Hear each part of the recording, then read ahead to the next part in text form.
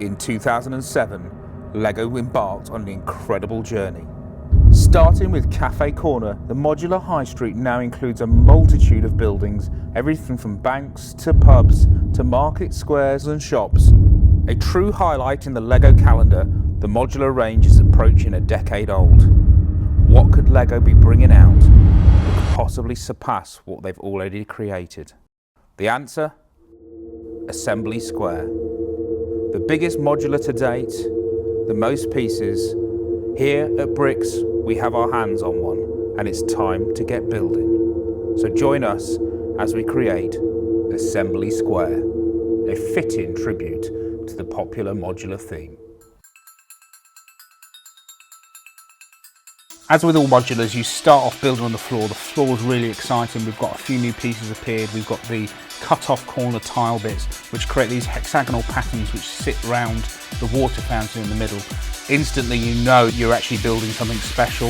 You then start to build the bakery, the florist, the coffee shop. And as it starts to come up, the amount of detail that's just being put in the interiors or on the exteriors, it is incredible. You never get bored on this. There is so much going on, and quite often you find yourself building stuff as you get up and you're thinking, what am I building now? Just fantastic build this is. And when you put those final roof pieces on, you do get a real sense of satisfaction.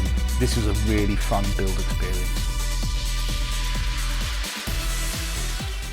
Here we have it, the completed modular, the Assembly Square modular. It's the 10th anniversary one, as we've already said. It is bigger. It's not on a 32 by 32 base plate. It's on that plus a 16 by 32. So it's 1.5 modulars.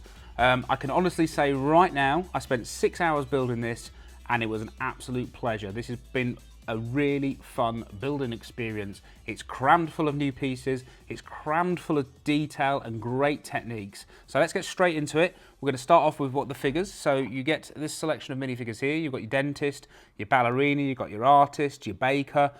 Fairly standard city figures, but they are very nicely done. There's some really nice hair pieces and probably the piece de la resistance is the little pram with the baby figure in. Obviously, we saw the baby figure in the park set earlier in 2016.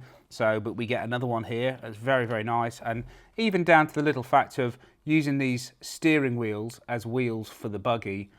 Really, really clever. It's, you know, they've gone to a lot of trouble on this set. So that's the figures aside. Let's get into the building. Now, the one thing that struck me straight away with this building is most modulars, there's a little bit at the back, most of the details put at the front. But this modular has got a story running all the way through it, and if let me turn it round, there's lots of little bits going on at the back. We've got little entrance ways, we've got the steps, and we've got the balcony set where people can sit and have a drink, which links up to the bakery. So we'll come back to that in a bit, but it is a full 360 experience, and I think it's going to look really good slotted into the modular high street.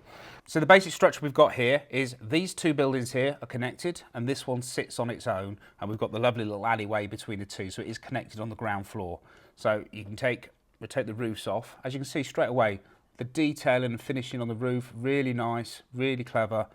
There's, you know, they've not rushed this. It's not just a flat plate. You've got a texture in the roof, you've got layers in the roof, made with lots and lots of bricks. You know, the detail here is lovely. We're going to take this building bit off first and show you what's inside here. Now we've got a little creche play area where we've got a microscale train set, which is really cleverly built. It looks nice, it's simple pieces, it's all small, but it looks really nice. There's a little sofa at the side, which is a fold-out sofa. At no point of this build have they just put bricks in and said, oh, we've built a sofa. They've tried to add playability and function into everything. So there's lots to play with. That room is absolutely packed. And we've even got a little microscale Eiffel Tower in this sort of curved window turret part of the building. And in the back of the playroom, we've got a nice little toilet. So really nicely detailed with the cistern, and there's even a little trans blue stud in the bottom to reflect the water. So that's all very nice. And then at the back here, we've got our little dining area, which has a oven, a barbecue, and a couple of seats so your minifigures can sit out in the nice summer air and have a nice barbecue and a drink. So that's really nice. Again, clever part usage coming on here. This black roof here are actually the Technics digger scoops, and they've connected them to create a roof, which is It's just really clever. The usage of parts in different ways in this has gone to the next level as far as I'm concerned. Keeping with this top floor, over on the other side, the single building, we've got our dance studio, which is a fairly big open space, which is what you'd experience with a dance studio. We've got the mirror on the wall, which we saw appear in the detective's office for the first time. But for me, there's one little part of this, if I can get this out without breaking it. We'll put that back over there. The piano. What a beautiful build that is. We've got studs going off in every direction. We've got lots of little detail. We've got the little paddles on the floor, the sloping parts. It just looks like a piano in microscale. That is probably one of my favourite parts I built. I really, really enjoyed that. And that just finishes off that little dance studio perfectly. So I'm going to, at the risk of boring you, I'm going to keep rushing through this a little bit. We're now going on to the middle floor. The middle floor was of particular interest. As I say, we've got these stairs still going up round the back, which obviously lead up to that balcony terrace area. We've got our dentist area with a beautiful little dentist chair with a lamp, some tools. We've got all the cupboards with all the little sinks. We've got the little rinse sink where you spit your liquid in after you've rinsing your mouth out.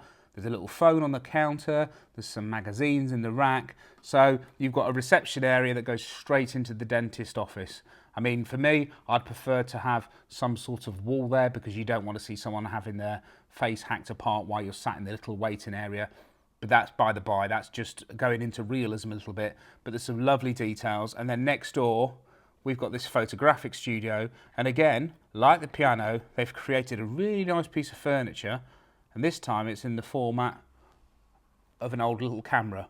So a little box camera with a big flash on it. And that actually clips onto the floor by the infinity cove. So it's that little family studio, photographic studio for doing little portraits and things like that.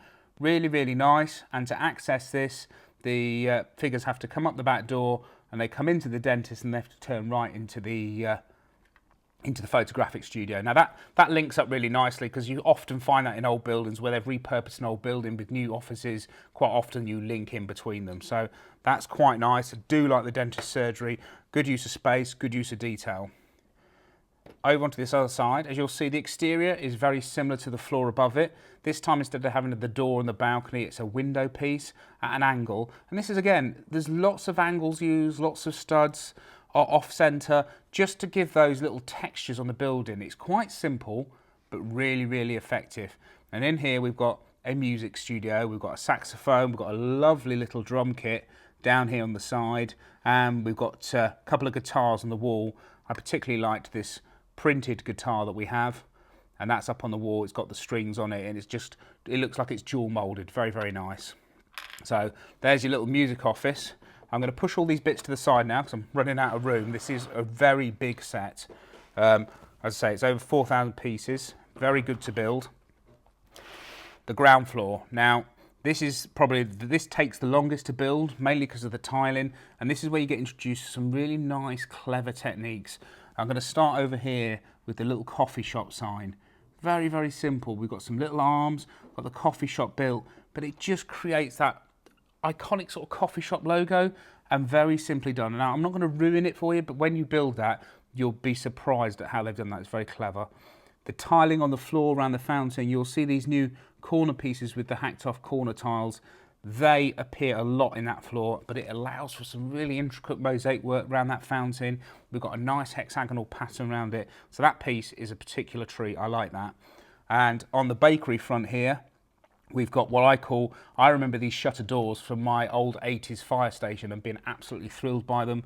We saw them on the Ninjago temple as the roofs for the curves. We've got clear ones here, and they've rotated them, and they actually clip into stud holes on jumper plates underneath. So they're fixed, they don't move, but it creates a really nice bay window, which inside they've got this decorative cake.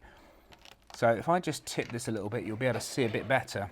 On this side, we've got the coffee shop, which has got a few little dining areas, some nice little printed pieces of cake, a till. It's exactly how you'd expect a coffee shop to be. There's an entrance at the front and there's an entrance at the back, which leads me on to thinking, oh, we could build some really good stuff coming off the back of this building. It doesn't have something running on the back of it. We could actually put some extra functions into the back here. There's space to do so. You've got the little side door in the alleyway here with the steps that go up to the music studio, the dance shop. So that's all there, and you don't have to go through the coffee shop to get to that. And that takes me over to the bakery here, because there's one little issue I have, and I am a stickler for reality sometimes. To get to the dentist studio, to get to the photographic studio and to the terrace above, you actually have to go through the bakery, which is a little bit of a bugbear for me. That feels like there should be a separate entrance like we've got on the coffee shop. But that's just a layout thing. That can be configured, and if you're not OCD like me, you can probably live with that, I will judge. So we've got a really nice little bakery in here. We've got a good use of a windscreen with the cakes in the counter, and we've got a nice little bakery oven where if you push the little lever at the back, the bakery oven door opens up and a little tray of cakes come out. So there's so much playability in this. It's absolutely fantastic. And not forgetting in the middle here, we've got the florists, where we've got a nice counter, we've got a selection of floral arrangements, we've got some little cones hung on the back wall with flowers in, like little bouquets of flowers. And again, that has an entrance at the front, which sits below these lovely built roses. And we've got a little door at the back. So again, that shop can be accessed from two areas, which I'm a big fan of that. And the interesting way that this was built is you build this structure round to here, and this back wall doesn't come on until nearer the end of the first level. So some really nice techniques. As I say, again, we've inverted the studs here, so they're building upside down to create this turret piece, which is really nice. We have seen it before, but it's clever. It feels like Lego have thrown every technique they have at this module, and it is just splendid. I cannot rate it enough. That's me finished. This is an absolutely spectacular set, really worthy of the 10-year anniversary of the modulars. I enjoyed every minute of building it. So why don't you check us out on republic66media.com and on Facebook, on Twitter, on Instagram, all those social feeds that we like to hang out on, and keep up track with what we're doing, because I am going to be playing and modifying this. Thanks for joining me. I hope you've enjoyed this. I certainly have, and I recommend you go out and buy this. If you've got no other modulars, this is one to have. So thank you very much, and I'll see you soon. Don't forget to register today for your free digital magazines by going to republic66media.com or downloading our Bricks and Britch Culture app. Never miss out on an issue of Bricks magazine. Get your subscription today from republic66media.com. Remember the back issues!